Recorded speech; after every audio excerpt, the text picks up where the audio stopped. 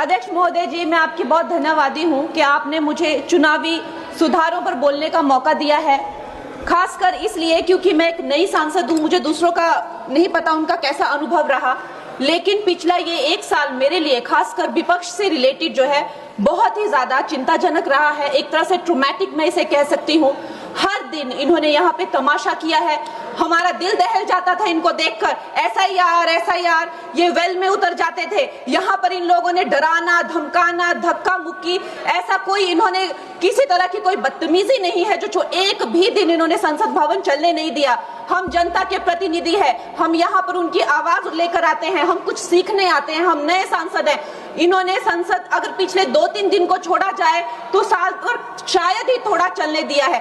SIR कर करके इन्होंने यहाँ पे तमाशे किए, लेकिन अब जब इनको बोलने की बारी आई एसआईआर पे, तो अध्यक्ष महोदय जी हम देख रहे हैं कि कल leader of opposition Rahul Gandhi ji ने, मुझे लगा क्या खुलासा होगा, हम भी बड़े उत्सुक थे, सारी साल हमने एक ही शब्द सुना है, अब ये क्या ग्रैंड रेवलेशन होगी। लेकिन राहुल गांधी जी जो लीडर ऑफ ऑपोजिशन है, उन्होंने कल जब कहा खादी है, खादी में धागे हैं, धागे में लोग हैं, लोगों के अंदर, उनको जब कहा गया कि आप पॉइंट की बात कीजिए, तो उन्होंने कहा कि मैं अपना फ्रेम कर रहा हूं, मैं अपना आर्गुमेंट फ्रेम कर रहा हूं। और इतनी देर बाद जब वो फ्रेम करके पहुंचे तो ले देकर वो वापस उसी अंतर्राष्ट्रीय मूल की महिला, अध्यक्ष जी मैं एक महिला होने के नाते आपसे रिक्वेस्ट करना चाहती हूं कि every woman is entitled to her dignity. वो अंतर्राष्ट्रीय मूल की है, विदेशी महिला है, लेकिन उन्होंने कितनी बार आकर उन्होंने सोशल मीडिया पे कहा है कि मैं कभी भारत नहीं गई हूं, मेरा हरियाणा चुनाव से कुछ लेना देना नहीं है।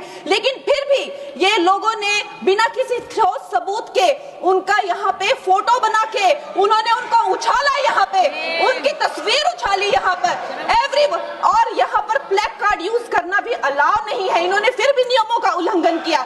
मैं चाहती हूँ सबसे पहले तो मैं इस सदन की तरफ से उन महिला से बहुत ही माफी मांगती हूँ कि इस सदन में बिना कि उनकी आजकल जो पर्सनैलिटी राइट्स का भी एक बहुत बड़ा क्राइम होता है, उसके उपरांत उनका फोटो यहाँ यूज किया गया, मुझे बहुत खेद है। भारतीय संसद की तरफ, संसद भवन की तरफ से हम उनसे माफी मांगते हैं।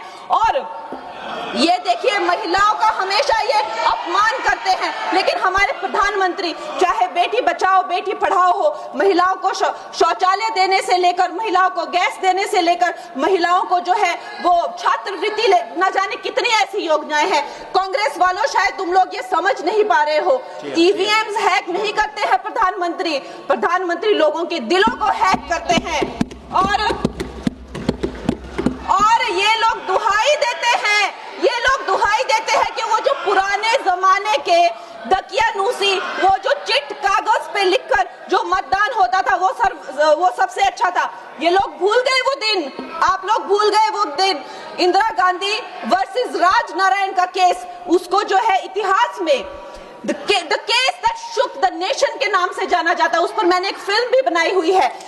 वोट चोरी और वोटों की धांधली के लिए एक प्रधानमंत्री पे एक साधारण से नेता ने केस किया था और उस धांधली में वो पकड़ी गई थी।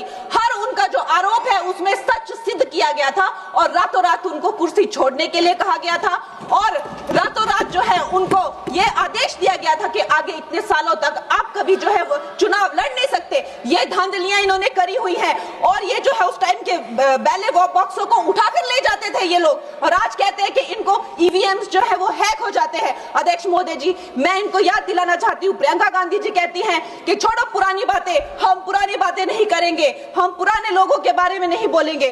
तो मैं ये जानना चाहती हूँ कि आपकी जो माता जी हैं वो तो आपकी अध्यक्ष है और इस वक्त की वो अध्यक्ष है, उनकी जो है आप देखिए जब उनकी नागरिकता नहीं थी, जब उनके पास 1983 में नागरिकता आई, उसके कितने साल पहले से वो वोट देती आ रही हैं।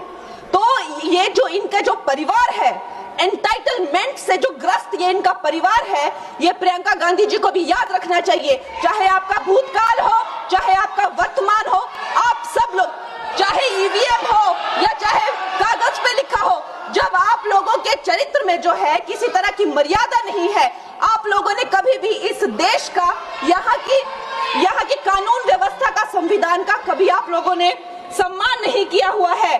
और अध्यक्ष महोदय जी बिहार में जैसे ही एसआईआर आया, एसआईआर लागू हुआ, हमारी सरकार ने जो है कम से कम 60 लाख से ज्यादा अवैध। अब ये वोटर, ये जो सारे अमाननीय वोट कार्ड है, ये सिर्फ घुसपैठियों के नहीं है। कुछ ऐसे लोग हैं जो माइग्रेट हो गए हैं, कुछ ऐसे भी लोग हैं जो इस दुनिया में है ही नहीं। 60 लाख से ज्यादा। और अगर वो लोग जेन्युइन थे तो उन्होंने, किसी ने तो रिक्वेस्ट करनी चाहिए थी कि भाई मेरा वोटर आईडी कैंसिल हुआ है।